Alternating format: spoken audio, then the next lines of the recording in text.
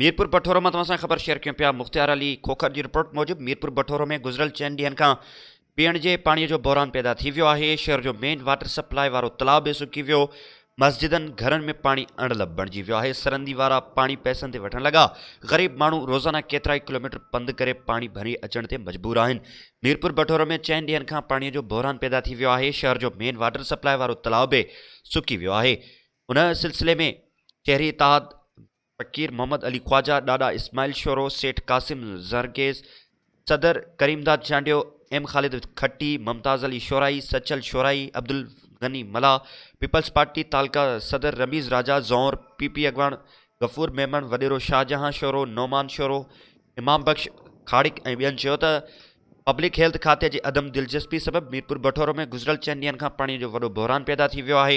Water supply वारो तलाउ सुकी वियो आहे, जंहिं करे मस्जिदनि ऐं घरनि में पाणी अणलभ बणिजी वियो आहे। सरंदी वारा माण्हू पैसनि ते पाणी वठनि था, पर ग़रीब माण्हू पाणीअ लाइ परेशान आहिनि, जेके रोज़ानो केतिरा ई किलोमीटर पंधु करे पाणी भरे अचण ते मजबूर आहिनि। शहरनि वसवारनि खां मुतालबो कयो आहे त नोटिस वठी शहर में पीअण लाइ साफ़ पाणी फ़राहम करे शहरनि मां बेचैनी ख़तमु कई वञे।